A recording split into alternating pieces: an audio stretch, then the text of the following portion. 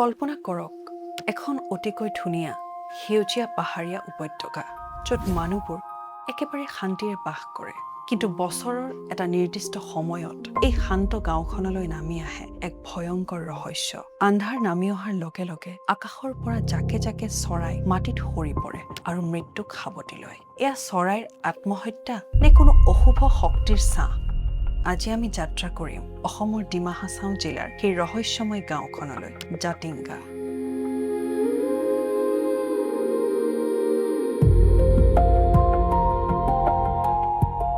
নমস্কাৰ নামমি প্ৰডাকশ্যনলৈ মই সাগৰিকা পুষ্পানন্দই আপোনালোকক স্বাগতম জনাইছোঁ অসম হৈছে এখন প্ৰাকৃতিক সৌন্দৰ্যৰে ভৰপূৰ ৰাজ্য ইয়াৰ প্ৰতিখন পৰ্বত পাহাৰ নৈ বিলত লুকাই আছে গভীৰ ৰহস্য আৰু অজস্ৰ কাহিনী কিন্তু আজি আমি যিটো কাহিনী আপোনালোকক ক'বলৈ ওলাইছো সেয়া কোনো সাধু কথা নহয় ই একেবাৰে সঁচা গুৱাহাটীৰ পৰা প্ৰায় ৩৩০ কিলোমিটাৰ দূৰত ডিমা হাছাও জিলাৰ বৰাইল পাহাৰৰ মাজত অৱস্থিত এখন সৰু ধুনীয়া গাঁও জাতিংগা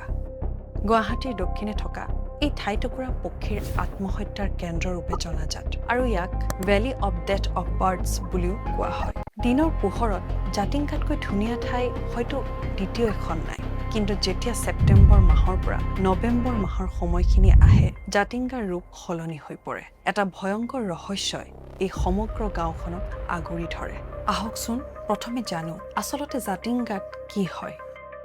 এই ৰহস্যময় ঘটনাটো গোটেই বছৰ ধৰি নঘটে ইয়াৰ বাবে কিছুমান নিৰ্দিষ্ট পৰিৱেশৰ প্ৰয়োজন হয় ঘটনাটো সাধাৰণতে ছেপ্টেম্বৰৰ পৰা নৱেম্বৰ মাহৰ ভিতৰত অৰ্থাৎ লেট মনচুনছৰ সময়ত সংঘটিত হয় বৰষুণৰ পিছৰ ডাঠ কুঁৱলী আৰু প্ৰচণ্ড বতাহ বলিব লাগিব আৰু জোনাক নথকা একেবাৰে আন্ধাৰ ৰাতি এই ঘটনা সংঘটিত হয় লগতে এই ঘটনাটো সন্ধিয়া 6 বজাৰ পৰা 9 বজাৰ ভিতৰতহে ঘটে যেতিয়াই প্ৰকৃতিৰ এই চাৰিওটা পৰিস্থিতি একেলগে মিলি যায় তেতিয়াই আৰম্ভ হয় এক অদ্ভুত কাণ্ড জাতিংগাৰ ওপৰেৰে উৰি যোৱা স্থানীয় চৰাইবোৰে হঠাতে নিজৰ দিশ পাহৰি পেলায় পাহাৰৰ মাজেৰে বৈ অহা প্ৰচণ্ড বতাহ আৰু কুঁৱলীৰ মাজত চৰাইবোৰ সম্পূৰ্ণৰূপে দিশহাৰা হৈ পৰে গাঁৱৰ মানুহে জ্বলাই ৰখা লাইট জুই বা লেম্পৰ পোহৰ দেখি চৰাইবোৰ সেই পোহৰৰ ফালে তীব্ৰ বেগেৰে উৰি আহে আৰু তাৰ পিছত পোহৰৰ উৎসৰ কাষত থকা গছ ঘৰৰ বেৰ বা মাটিত খুন্দা খাই তললৈ সৰি পৰে এই দুৰ্ঘটনাত বহুতো চৰাইৰ থিতাতে মৃত্যু হয় আৰু কিছুমানে আধা মৰা হৈ মাটিত পৰি থাকে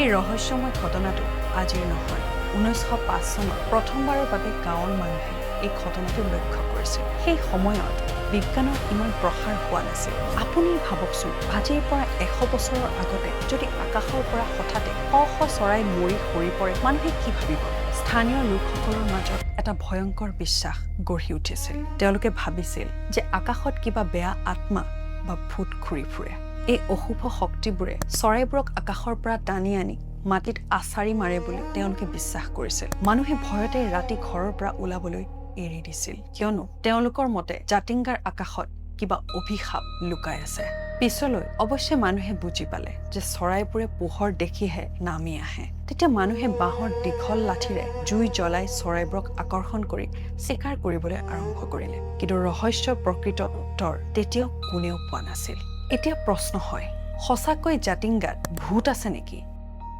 নে ইয়াৰ আঁৰত আছে আন কিবা বৈজ্ঞানিক কাৰণ প্ৰকৃততে ইয়াত পক্ষীসমূহে আত্মহত্যা নকৰে যেতিয়া এই খবৰটো বাহিৰৰ পৃথিৱীয়ে গম পালে দেশ বিদেশৰ বহুতো বিখ্যাত পক্ষী বিজ্ঞানী জাতিংগালৈ আহিল ভাৰতৰ বিখ্যাত পক্ষী বিজ্ঞানী ডক্টৰ সালিম আলীও এই ৰহস্য ফাদিল কৰিবলৈ ডিমা হাছাওলৈ আহিছিল বিজ্ঞানীসকলৰ মতে ইয়াৰ আঁৰত কোনো ভূত বা অশুভ শক্তি নাই ইয়াৰ প্ৰকৃত কাৰণ হ'ল প্ৰাকৃতিক পৰিৱেশৰ এক অদ্ভুত সমীকৰণ প্ৰথম কথা জাতিংগা গাঁওখন এখন ওখ পাহাৰৰ ৰিজ বা টিলাৰ ওপৰত অৱস্থিত যেতিয়া ছেপ্টেম্বৰ নৱেম্বৰ মাহত বৰষুণ হয় তেতিয়া তাত ডাঠ কুঁৱলীৰ সৃষ্টি হয় আৰু বতাহৰ বেগ বহুত বাঢ়ি যায় এই প্ৰচণ্ড বতাহৰ কোবত সৰু সৰু স্থানীয় চৰাইবোৰে উৰিব নোৱাৰা অৱস্থাৰ সৃষ্টি হয় ডাঠ কুঁৱলী আৰু ঘোৰ অন্ধকাৰৰ বাবে চৰাইবোৰে একো নেদেখা হয় এই সময়ত ভৌগোলিক কাৰণত সেই ঠাইৰ চুম্বকীয় ক্ষেত্ৰত কিছুমান পৰিৱৰ্তন আহে যাৰ বাবে চৰাইবোৰে নিজৰ দিশ নিৰ্ণয় কৰাৰ ক্ষমতা হেৰুৱাই পেলায় আন্ধাৰ আৰু বতাহৰ মাজত ভয় খায় চৰাইবোৰে যেতিয়া গাঁৱৰ ঘৰবোৰত জ্বলি থকা লাইট বা পোহৰ দেখে তেতিয়া সিহঁতে ভাবে যে সেইটোৱে ৰক্ষা পৰাৰ এক একমাত্ৰ ৰাস্তা। পোহৰৰ ফালে অন্ধৰ দৰে দৌৰ মাৰে আৰু নিয়ন্ত্ৰণ হেৰুৱাই